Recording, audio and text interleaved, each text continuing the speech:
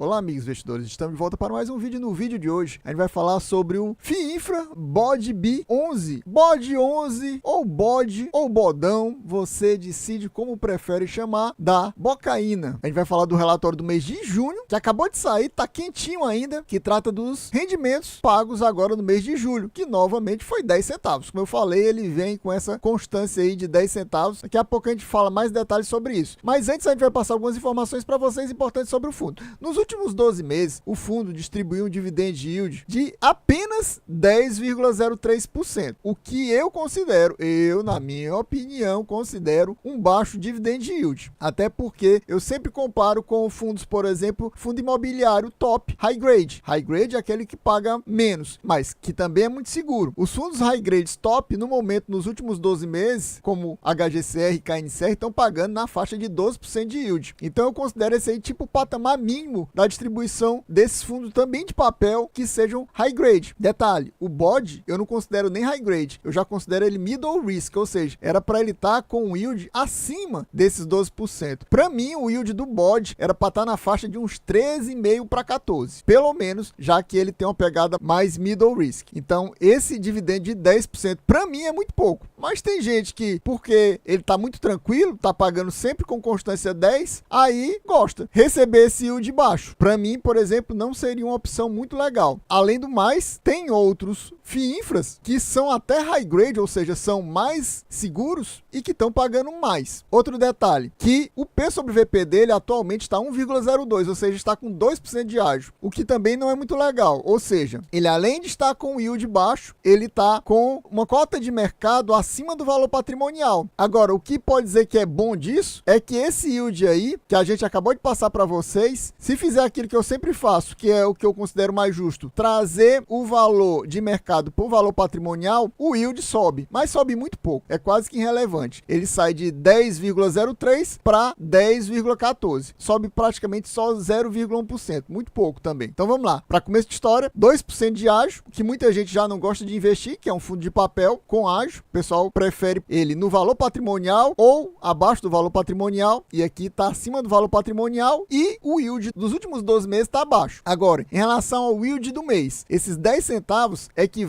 a 1,07%. Esse dividend yield já não é de um fundo high grade, já está melhor do que, por exemplo, do KNCR e do HGCR. Já equivale a um yield do mês de um fundo middle risk, assim como é o BOD11. Então, pelo menos em termos de yield do mês, está bom. Entramos aqui no relatório do mês de junho. A gente vê que no fechamento do mês aqui, ele fala que a distribuição vai ser de 10 centavos. Foi feita no dia 5 de julho. O valor de mercado da cota, nesse momento do fechamento do relatório, era 9,33. Está praticamente esse mesmo valor atualmente. Ele é muito estável nessa questão do valor da cota. Ela também não oscila muito. A volatilidade dela é baixa. É mais ou menos igual ao valor que ele distribui todo mês, que é 10 centavos já há vários meses. O valor patrimonial da cota aqui está R$ 9,06. Depois dessa amortização, deveria ter ficado R$ 8,96. Segundo o site que eu pesquisei, o Clube FII, o valor atual é 9,18. Ou seja, cresceu o valor patrimonial nessas últimas cerca de 3 semanas. O valor da taxa de ativos do fundo atualmente é IPCA mais 9,26. Por isso que eu considero ele um fundo middle risk, porque isso aqui é uma taxa de fundo middle risk, e o fundo atualmente se encontra com 95% do patrimônio líquido alocado em debêntures, ou seja, ele ainda possui 5% do valor em caixa. Nesse relatório, ele não nos traz nenhuma novidade em relação nem à compra de novas debêntures, nem à venda de novas debêntures. É como ele não tivesse feito nenhum tipo de mudança na carteira do fundo. Está exatamente do mesmo jeito que estava no mês passado. A gente vai trazer para vocês agora a tabela de sensibilidade do fundo. Para quem não sabe o que é isso, eu vou explicar. Mas antes disso, eu gostaria de perguntar para você. Você possui o bodão na sua carteira? Tá pensando em colocar ele na sua carteira? Pensando em aumentar a sua posição, reduzir sua posição, até mesmo zerar sua posição? Que outros FIINFRAs você possui na sua carteira? Me diga aqui nos comentários para a gente trocar informação, trocar figurinhas. Me diga quais são os seus FIINFRAs, que eu direi quais são os meus. E meu amigo, se você ainda não é inscrito nesse canal, não perca mais seu tempo de forma alguma. Se você quer continuar bem informado, seja sobre FIINFRAs, fundos imobiliários, FIAGROS ou até mesmo ações, se inscreva agora